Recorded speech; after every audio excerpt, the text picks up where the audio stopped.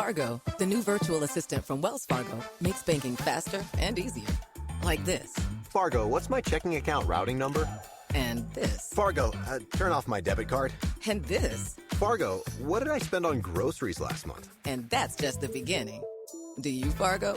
You can. In the Wells Fargo mobile app. Learn more at wellsfargo.com/getfargo. Terms and conditions apply. Your mobile carrier's availability and message and data rates may apply. Wells Fargo Bank, N.A., member FDIC. The French Revolution set Europe ablaze. It was an age of enlightenment and progress, but also of tyranny and oppression. It was an age of glory and an age of tragedy. One man stood above it all. This was the Age of Napoleon. I'm Everett Rummage, host of the Age of Napoleon podcast. Join me as I examine the life and times of one of the most fascinating and enigmatic characters in modern history. Look for the Age of Napoleon wherever you find your podcasts.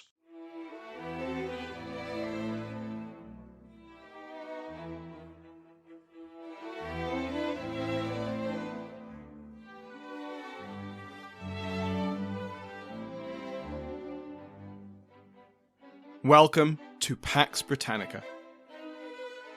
Season 3, Episode 19. A Refuge of Lies.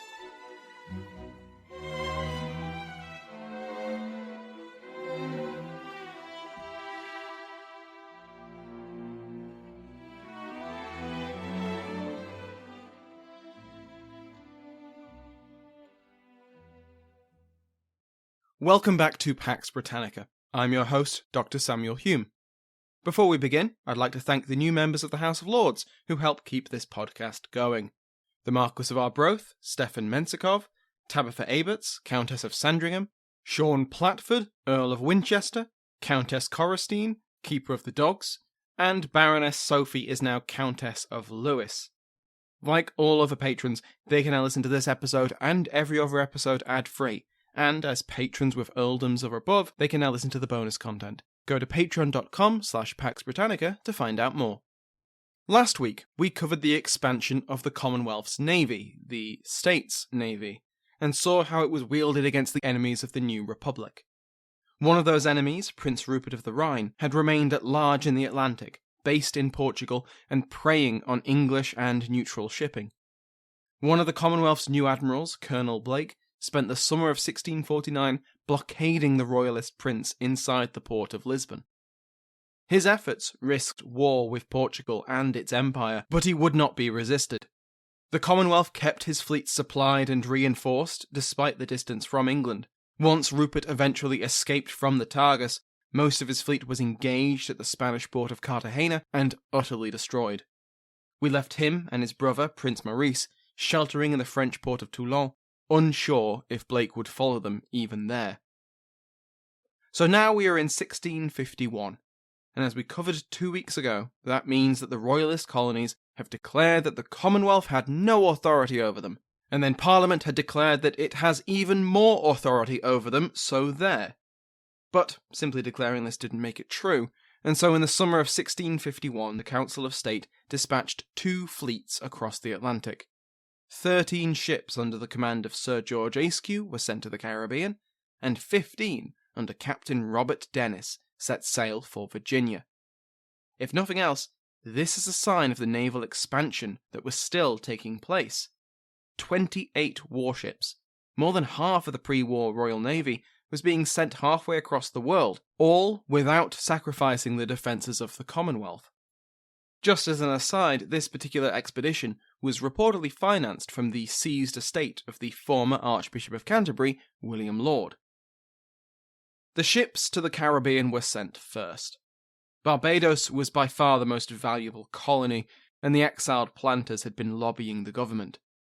Setting sail in August, Ayscue aboard his flagship, the Rainbow, the fleet arrived off the coast of Barbados in October. Ayscue was advised by some of the exiled planters, who had come along on the punitive expedition, that even his 13 ships would not be enough to storm the island. Barbados was well fortified to protect itself from foreign, and particularly Spanish, attack. The defences would work just as well against the state's navy. Instead, Ayscue opted to blockade the island. After he captured a Dutch trading fleet of 24 ships, which were clearly violating Parliament's embargo. The fleet was collectively worth about £100,000, and the Dutch will want that back. More later. After initially summoning Governor Willoughby to surrender the colony, Willoughby responded by denying the summons and referring to the Rainbow as one of His Majesty's ships, which was a bit rude. Over the next 3 months, from October until January, Ayscue and Willoughby fought for the hearts and minds of the Barbadian elite. Ayscue was attempting to persuade the planters that submitting to the Commonwealth would lose them nothing, whereas holding out was both pointless and risked repercussions.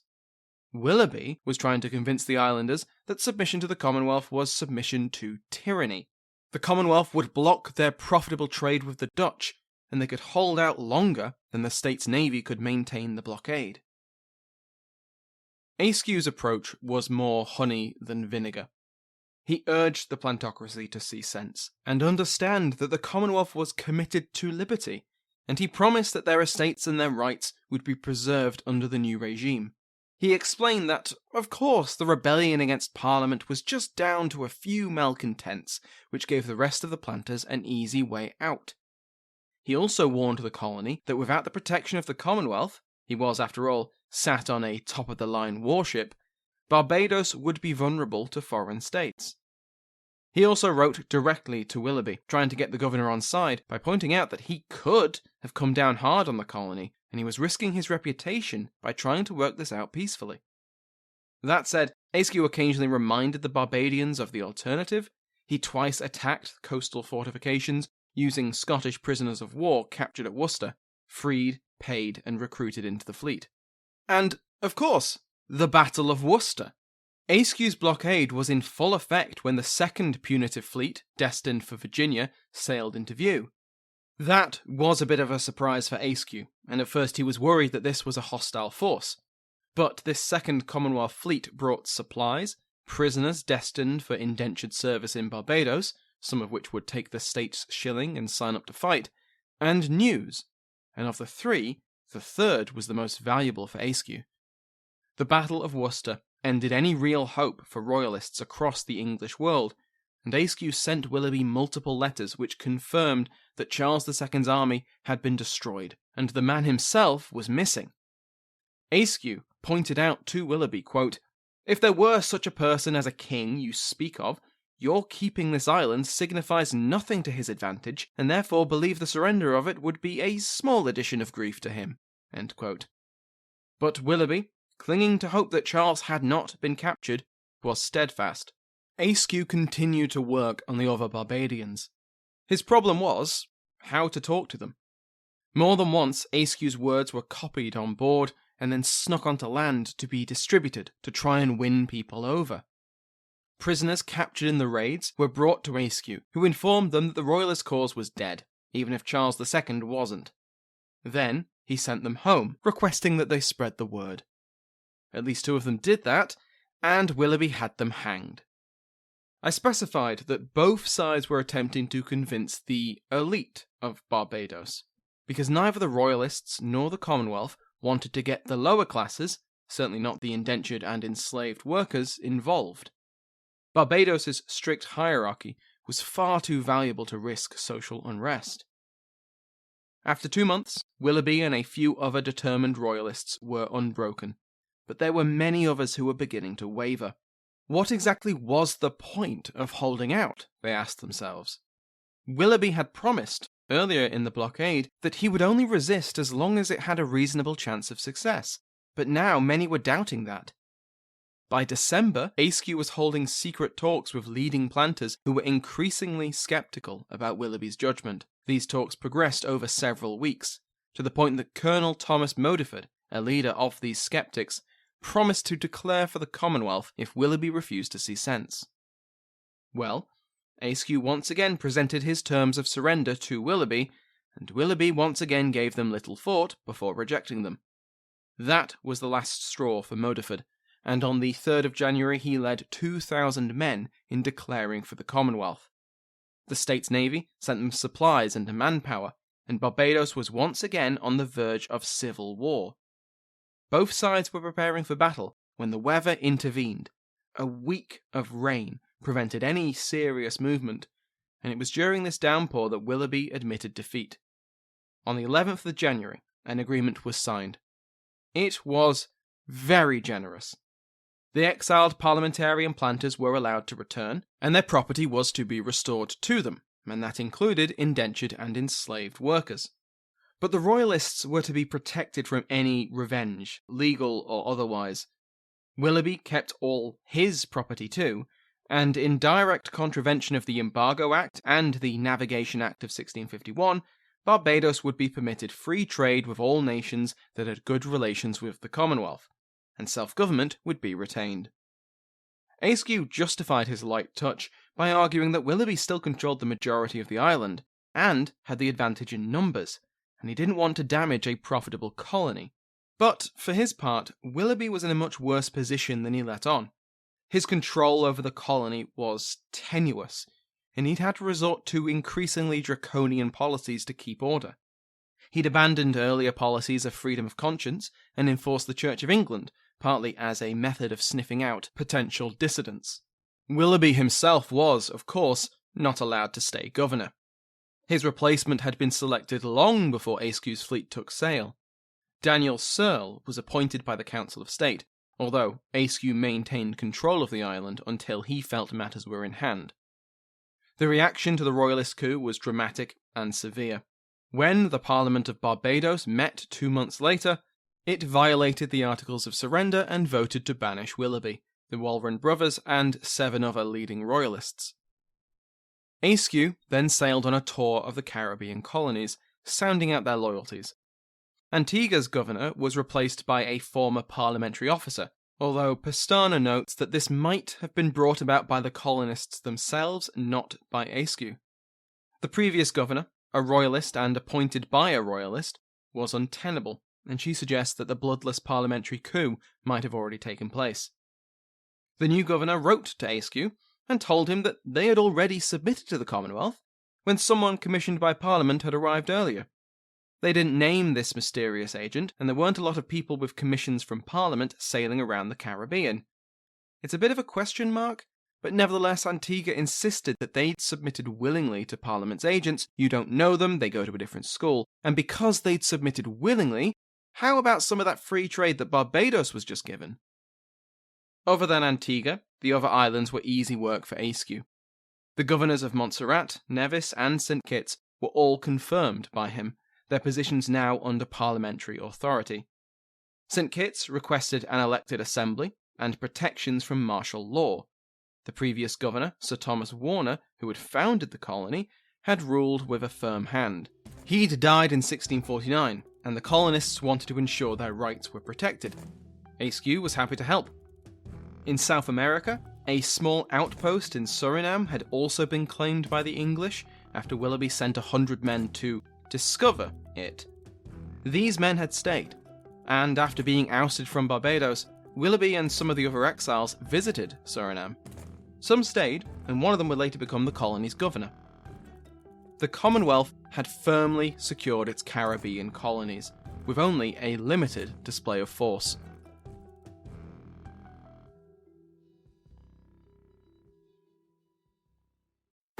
Fargo, the new virtual assistant from Wells Fargo, makes banking faster and easier. Like this. Fargo, what's my checking account routing number? And this. Fargo, turn off my debit card. And this. Fargo, what did I spend on groceries last month? And that's just the beginning. Do you, Fargo? You can in the Wells Fargo mobile app. Learn more at wellsfargo.com/getfargo. Terms and conditions apply. Your mobile carrier's availability and message and data rates may apply. Wells Fargo Bank, N.A., member FDIC. Madame Tussaud. We all know the name, and many of us have visited one of the wax museums which bear that name. But you may not realise the historical significance of the woman behind the name, or how she and her waxworks defined the genre of true crime. If that has piqued your interest, then give The Art of Crime a listen. The Art of Crime is a history podcast by Gavin Whitehead, a historian of Victorian theatre, all about the unlikely collisions between true crime and the arts. If you enjoy the detail of Pax Britannica, then you'll love The Art of Crime. The latest season of The Art of Crime tells 2 stories. First, it chronicles Tussaud's career, starting in pre-revolutionary France and ending in Victorian London. Second, it tracks the evolution of the Chamber of Horrors, a showroom in her wax museum that exhibited macabre curiosities, including effigies of notorious criminals. You'll hear how Tussaud won patronage from the French royal family, narrowly escaped the guillotine during the Reign of Terror, and became one of the most celebrated showwomen in Paris and London. This season also covers the most divisive assassin of the French Revolution, the last man to be hung, drawn and quartered for high treason in England, and the glamorous murderer who attained notoriety as a modern Lady Macbeth. Subscribe to The Art of Crime wherever you get your podcasts. If you remember last week, in passing I mentioned how the royalist governor of Newfoundland was unceremoniously arrested and put on a fishing boat back to Britain. That promptly brought the colony back into Commonwealth control, not with a bang, but a whimper. A similar anticlimax came with Bermuda. After the colonists had forced a new royalist governor upon the island in August 1649, in the words of Pestana, the rebellion fizzled out. In January 1650, so either very soon after word of the rebellion reached England, or even before they learned of the uprising, the Somers Islands Company, which officially owned and ran the colony of Bermuda, wrote a letter. This letter arrived on the collective desk of the Bermudan government in May. It didn't demand an explicit declaration of loyalty to the new Republican regime, but it took their loyalty for granted. The letter also announced that the company was appointing a new governor for the colony, one Captain Josias Forster. The Bermudans folded immediately. Perhaps the emotions of the summer had settled in the months since, and they realised that they were very isolated, politically and geographically. The royalist Bermudans justified their change in policy on the grounds that they had only rebelled against the Republic. They'd never rejected the authority of the Somers Isles Company. Never mind that the company had replaced several of its members who leaned too royalist for the new regime's liking, they claimed they believed the company was not being politically pressured. The choice of Forster as governor also helped this capitulation, whether or not the company fully understood what was going on in the island. The Bermudan government sent an official letter of thanks to the company for appointing, quote, so grave and so experienced a gentleman. Forster was a previous governor, and was well known. It wasn't like the company had parachuted in an outsider. Forster also didn't sweep into office with an axe to grind. He went out of his way to keep the peace, but he also didn't tolerate dissent, and he sent support to the exiled independents in the Bahamas. By the end of 1650, he could report to the company that, quote, from a tumultuous, rebellious people, perfidious commanders, and rabble of a number of new-found seditious agitators, we are now brought to a people resolvedly bent to peace and obedience, a soldiery only subject to my command, and an utter dissolution of that fraternity of incendiaries to our wonted peace and government. End quote. So, imagine the Bermudan shock when, late in 1651, they received word that they were traitors. The 1650 Embargo Act had finally reached Bermudan shores, and named the island as one of the 4 rebellious colonies that would be crushed. Governor Forster sent word back to England on the next ship, asking whether they were still considered rebels, quote, our conscience bearing witness that we are ignorant of any such actions or intentions in use against any power whatsoever, end quote. In February 1652, another letter from the company arrived on Bermuda's shores. This one was dated January 1651, more than a year before, and it ordered that all the Acts of Parliament that had been passed since January 1649 be adopted in the colony. These, of course, included the laws against proclaiming Charles II as king, the abolition of the House of Lords, and the creation of the Republic. It called on the colony to swear to uphold the new government. Ironically, it was the Embargo Act which had delayed the instructions from the company. Bermuda had been even more isolated than usual, and it hadn't known why until a copy of the Embargo Act arrived on a ship, breaking that embargo. Once orders from the company were finally received, and it was clear that the Somers Islands Company was working with the Commonwealth, Forster immediately put it into effect and sent word of this back to England. With the Royalists out of power for months, and the Bermudans finally showing all signs of compliance with the new regime, the Commonwealth paid it little attention. Bermuda wasn't as valuable as Barbados, nor as populated, and it appeared firmly under the control of the London-based Somers Isles Company. For the company's part, they appeared to have persuaded the Council of State to keep treating Bermuda with a light touch, or else the island might appeal to England's colonial rivals for protection. This threat doesn't seem to have been seriously considered by the colonists themselves, though. And so we turn to Virginia. When he learned that the colony had proclaimed him king, Charles Stuart, Charles II to the Virginians, wrote to the colony and renewed the commissions of the governor and the council, as was his right as the proprietor of the crown colony. He promised support to all Virginians who proclaimed their loyalty as his subjects. This bolstered an already formidable royalism. Virginia, just as Barbados and then Bermuda, became a haven for royalist exiles from Europe as well as from the more parliamentarian colonies. The colony was, quote, the only city of refuge left in His Majesty's dominions in those times for distressed Cavaliers, end quote. As we've covered already, the embargo invited outrage from the Virginian government. Governor Berkeley spoke of the Commonwealth as pirates and robbers, and the House of Burgesses insisted that their allegiance to the House of Stuart was noble and that the embargo would be defied. These words soon had a response. 4 ships arrived on the horizon, flying the Cross and Harp under the command of Edward Curtis at the end of 1651. These were the survivors of that second Commonwealth fleet. The rest of the fleet had been destroyed in a storm, and among those lost at sea was Captain Dennis. With the armed might of the Commonwealth off their coast, the Virginian government attempted to rally their people.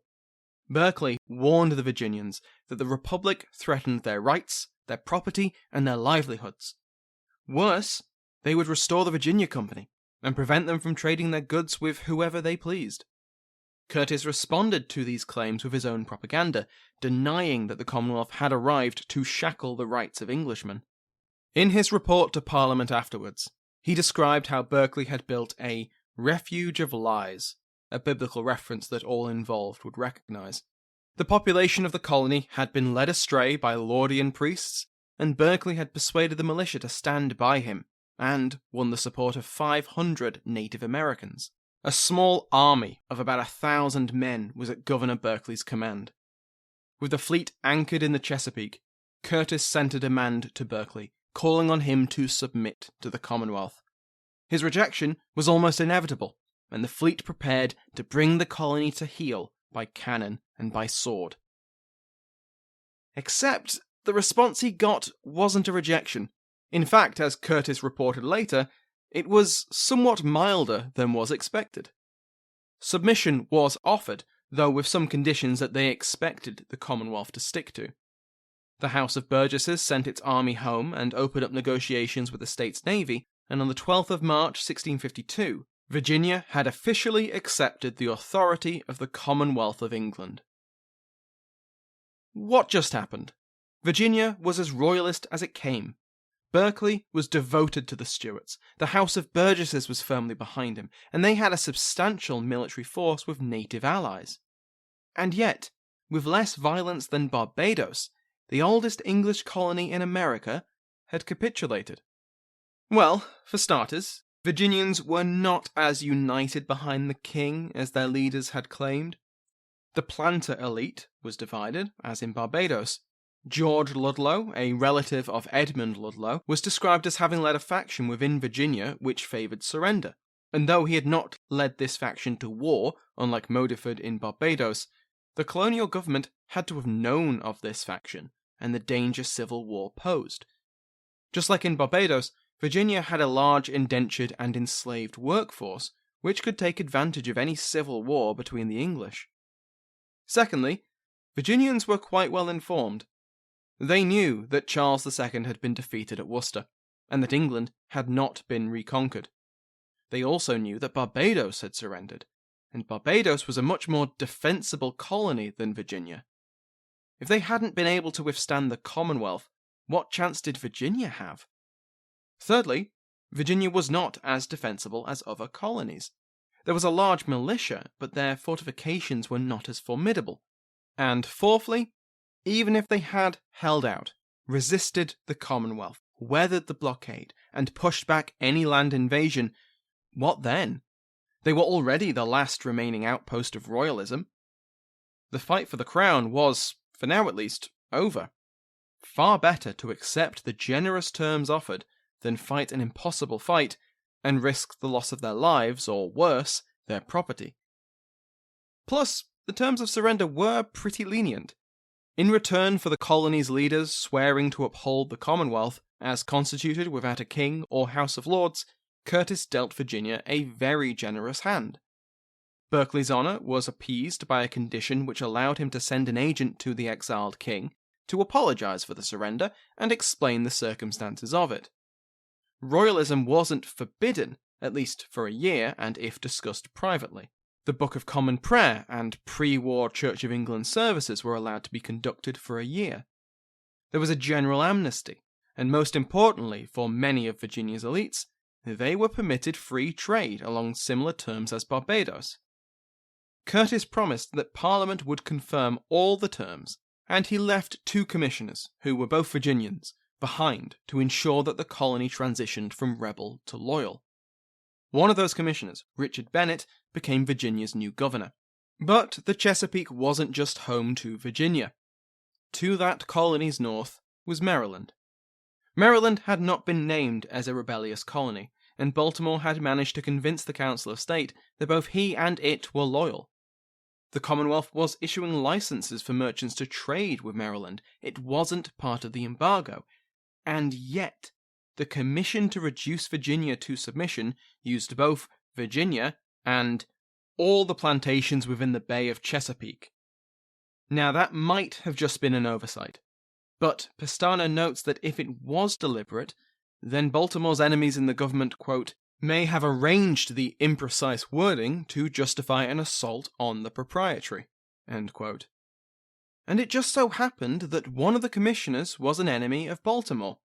They travelled north to the colony and deposed Governor Stone and his council, on the justification that they were governing in the name of Lord Baltimore, and not in the name of the Commonwealth. It appears to have been a bloodless coup, and a short-lived one.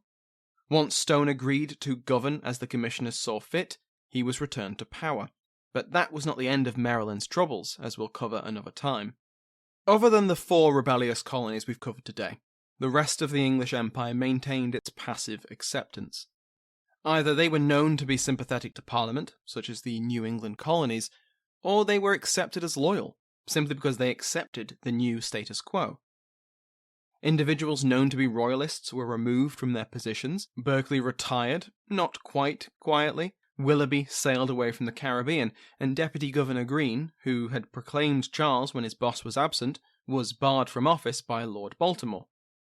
The militias of royalist colonies were new-modelled to ensure loyalty to the new regime, but beside the deposition of certain royalists, the Commonwealth's new imperial system was nowhere near as autocratic as the 1650 Embargo Act had indicated it was going to be. Even the colonies which had rebelled were treated very leniently. Next time, we will cover the end of Prince Rupert's naval war with the Republic.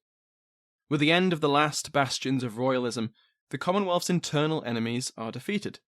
Now, London looks across the English Channel at a potential external enemy. Another naval power, with an empire of colonies and trading outposts across the world. Because the Dutch were getting really annoyed with the English. Thank you to my House of Lords, including but not limited to the King's favourite Mike Sanders, the Duke of Bracewell, David Braswell, the Marquess of Hull, Steve Cloutier, and the Earl of Chatham, Christopher Wood. Go to patreon.com/Pax Britannica to join their ranks and listen to the podcast without ads.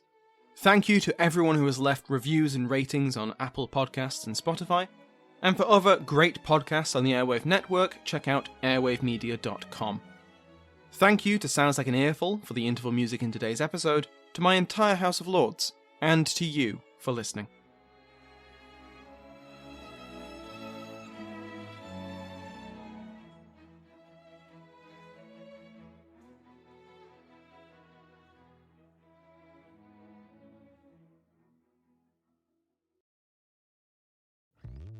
Hello, Saver.